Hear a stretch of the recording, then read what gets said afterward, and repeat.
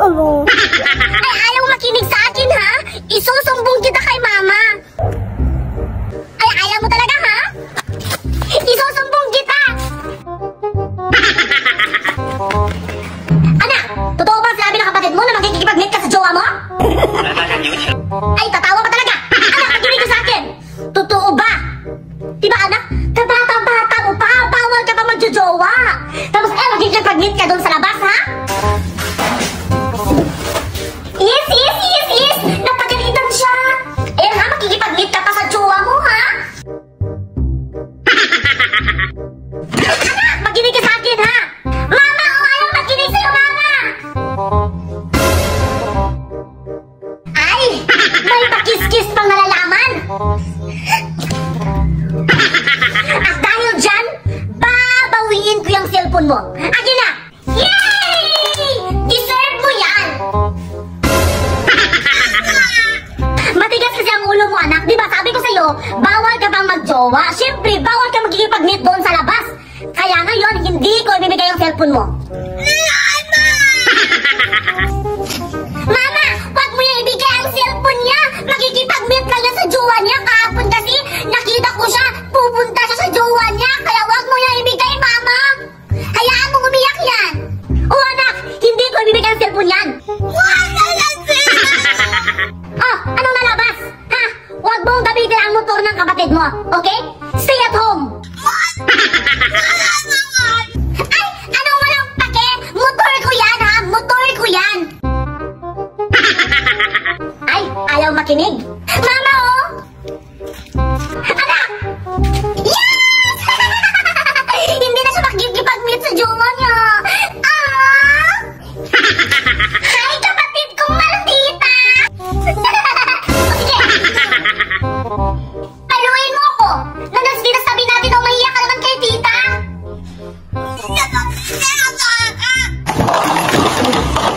O mga anak, nag-aaway na naman kayo! Ang ingay-ingay nyo naman! Mahiya naman kayo! O, nandiyan yung tita nyo sa tabi nyo! Pwede ba? Love na lang kayo magkakapatid!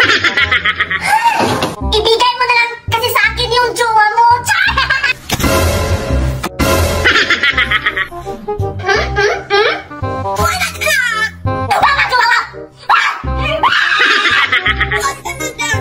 Maldita! Good night! Matutulog na ako!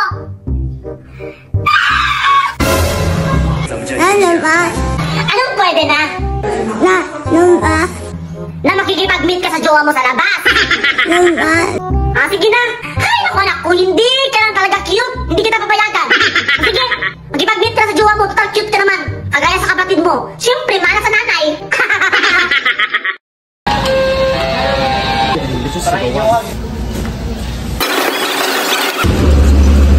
Hi mga kaaliw! Ngayong araw pala bibili ako ng materyales at mga gamit para sa bahay mga kaaliw. Nagkulang kasi yung binili kong materyales kaya babalik na naman ako sa City Hardware. Pero bago ako pupunta ng City Hardware mga kaaliw, magwe-withdraw muna ako ng sahod ko sa pagla-live. Baka nagtataka na naman kayo kung bakit palagi ako nagwe-withdraw. Kasi mga kaaliw, ipon ko to sa pagla-live. 3 months na kasi ako mga kaaliw na nagla-live. 1 to 2 hours everyday lang ako nagla-live mga kaaliw. Kumikita ako ng 65. Yung iba mga kaaliw, kumikita nga ng 70 to 100k monthly. Tuturuan ko kayo mamaya mga kaaliw kung paano kumita. Pero ngayon nandito muna ako sa City Hardware at bibili ako. Go! Ayun. Bibili rin pala ako ng ilaw para sa haligi sa terrace mga kaaliw. And then ito yung napili ko. Super ganda mga kaaliw. Meron din palang aircon dito sa City Hardware mga kaaliw. Ang ganda, bibili ako niyan soon. Pero ngayon mga kaaliw, bibili pa ako ng inidoro. Yung inidoro na bibilhin ko mga kaaliw ay para sa labas ng aming bahay. Kasi po, meron po kaming extra CR sa labas mga kaaliw. Pagkatapos ko nga pumili ng inidoro mga kaaliw, pinakuha ko na kay kuya. And then dito naman mga kaaliw, may napili na naman akong gas stove. Super ganda mga kaaliw. Nakita ko lang kasi to dito. And then may nakita din akong gas stove tube sa friend ko na si Nicaragua. Kaya gusto ko to mga kaaliw. Grabe mga kaaliw, first time ko magkaroon ng ganito. Wala kasing ganito sa amin dati. Pero ngayon mga kaaliw, binibili ko na kasi gusto ko. And alam nyo ba mga kaaliw, dati kapag bumibili kami mga kaaliw, tinitignan talaga namin yung price. Baka hindi magkasya yung budget. Pero ngayon mga kaaliw, kinukuha ko na yung gusto ko mga kaaliw para sa bahay. And then, dito mga kaaliw, pinatotal ko na kung magkano yung babayaran ko. And then, 35k plus yung babayaran ko mga kaaliw. Buti na lang talaga, meron akong sahod sa pagla-live. Alam nyo ba, 1 to 2 hours na ako magla-live mga kaaliw. Kahit kayo, pwede kayong mag-live. Kahit hindi ka famous, kahit wala kang supporters mga kaaliw, pwede ka sa agency namin. Pero kailangan mag-join ka sa agency para makasahod ka mga kaaliw. Marami din ang nagtatanong mga kaaliw, Aliw Queen, paano ba malalaman kapag nakapasok na sa agency? Kailangan mga kaaliw, sa link ko kayo mag-download para counted. And after nyan mga kaaliw, panoorin nyo kung mag-live doon. Syempre, kailangan nyo kong i-follow doon mga kaaliw ha. Sundin lang po ang 2 steps para makasali sa agency. Kaya go na mga kaaliw, ano pang hinihintay nyo? Paunahan lang to mga kaaliw para hindi kayo maubusan ng slot.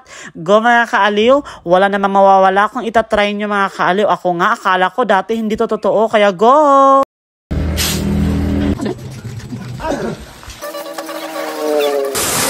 Hello mga kaaliw! Alam nyo ba, lahat ng mga binili kong materyales para sa bahay noong sa City Hardware, nagkulang mga kaaliw.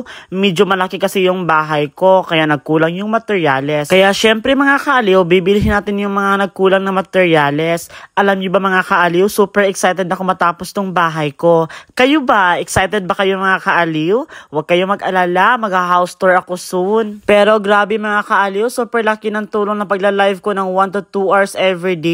Grabe mga kaaliw, kumikita ako ng 65k monthly. Kaya itry nyo na mga kaaliw, tuturuan ko kayo mamaya. Pero mga kaaliw ngayon, ang dami-dami nagtatanong sa akin, saan ko ba in-order itong mga materials na to? Hindi ako ang bumili nito sa City Hardware. Mga kaaliw, ang materials na ito ay galing po kay Ate Girly Ramirez. Sa kanya po ako umu-order ng mga materials mga kaaliw kasi wala po akong sasakyan na paglalagyan mga kaaliw. Marami pa rin ang nagtataka mga kaaliw kung ako ba talaga yung gumagastos para sa bahay. Ang sagot, yes mga kaaliw, ako po. Kaya ngayon nandito ko kay Ate Girly Ramirez kasi babayaran ko po lahat ng in-order ko na materyales. Ang total mga kaaliw ay 38,000. Opo mga kaaliw, 38k po yung binayaran ko sa materials lang yan mga kaaliw ha. Yung kulang lang yan. At syempre, dineliver na nila mga kaaliw. Itong mga materials na nakikita nyo mga kaaliw ay mga kulang lang po to sa mga binili ko. Kasi nagkulang talaga yung materials na nabili ko mga kaaliw. Kaya ngayon, dineliver na nila. Pero alam nyo ba mga kaaliw, bumili na pala ako ng Hardiflex para sa room mga kaaliw. Kasi magpapakisamin ako sa mga rooms.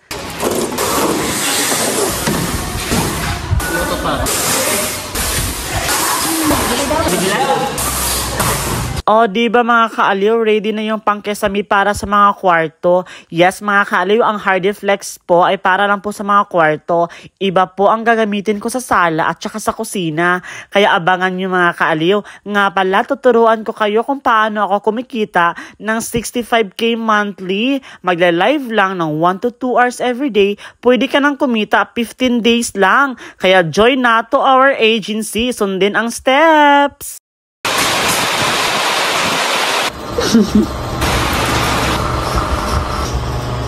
Hi mga kaaliw! Bago natin buksan ang nabili kong ukay-ukay online, samahan niyo muna ako mag-withdraw mga kaaliw. Ngayon pala, nag-withdraw ako ng 50,000 kasi may babayaran ako mga kaaliw. So ayan, nag-withdraw ako ng 50,000.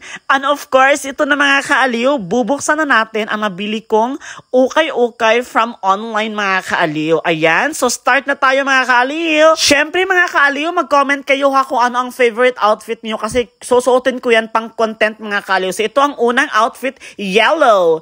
So what do you think guys? Maganda siya. Meron siyang belt mga kaaliw and then maganda siya tignan. So what do you think to this outfit mga kaaliw? Go! Itong pangalawang outfit naman mga kaaliw ay blue siya. And then mahaba siya mga kaaliw. Hindi ko alam guys kung bakit ko to napili mga kaaliw. So pwede siyang gawing face mask mga kaaliw. Ayan o, diba? At least. And then pwede rin ganito mga kaaliw. Go ha, ano sa tingin nyo? Ang ating pangatlong outfit mga kaaliw, ito naman siya. Super ganda niya. Maganda siya mga kaaliw. Pag sasuotin nyo siya pag sumayaw kayo, kagaya nito. Charis! So ayan guys, what do you think? Ito naman pang-apat na outfit mga kaaliw. Pink siya. Super ganda nito sa personal. Ayan mga kaaliw, bagay siya sa hair ko, pink. And then, ayan, what do you think guys? Maganda ba mga kaaliw? Siyempre maganda sa akin. Charis! And then, ito naman ang pang-5 mga kaaliw. Super ganda niya. Bet dito na kapatid ko, what do you think? And ito naman ang pang-6 mga kaaliw. Ayan, medyo mahaba siya mga kaaliw. Tingnan nyo na guys kung ano ang gamit nito mga kaaliw. Lick! Super ganda. Ito naman ang pang-7 mga kaaliw. Oo, pang-7 na to. O diba mga kaaliw, super decente. Ayan, pakaway-kaway. Maganda din siya mga kaaliw. And of course, ito naman ang pang-8 mga kaaliw. Very comfortable ng tela niya mga kaaliw. Maganda suotin guys. What do you think to this outfit mga kaaliw? Comment na! And then, ito naman ang pang-9 mga kaaliw, pang-9 na dress. Super ganda mga kaaliw sa personal. Pang-simba siya mga kaaliw. And then, pag may boys, ayan, kaway-kaway ka lang. Pag may mga baby boys, charis! Ito naman ang pang-10 mga kaaliw, kulay white. Maganda siya mga kaaliw, para kang anghel dito. Charis! Ayan mga kaaliw, diba? Or pwede din siyang pang-doxology mga kaaliw.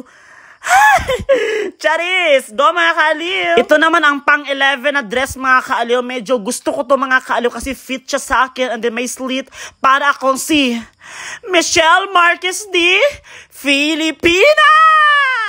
Charis! Di ba mga kaaliw? Super ganda niya mga kaaliw. Lakas maka-MMD. Go! Lavan! Ito naman ang panghuling dress mga kaaliw. White din siya mga kaaliw. So tingnan nyo guys. Diba? Super ganda mga kaaliw. What do you think guys? Mag-comment kayo guys kung anong favorite outfit niyo so far mga kaaliw. Please tulungan niyo ko pang outfit. Ito na mga kaaliw ang unang outfit. Ang pangalawang outfit mga kaaliw. Ang pangatlong outfit mga kaaliw, what do you think? Ang pang-4 na pink na outfit. Ang pang-5, medyo maganda rin mga kaaliw. Ito ang pang-6. Ito naman ang pang-7 mga kaaliw. Ito naman ang pang-8 mga kaaliw. Pang-9 mga kaaliw, medyo bet ko to. Ito ang pang-10 white mga kaaliw. Ito ang pang-11, favorite ko to mga kaaliw. At ito ang panghuli. Comment na!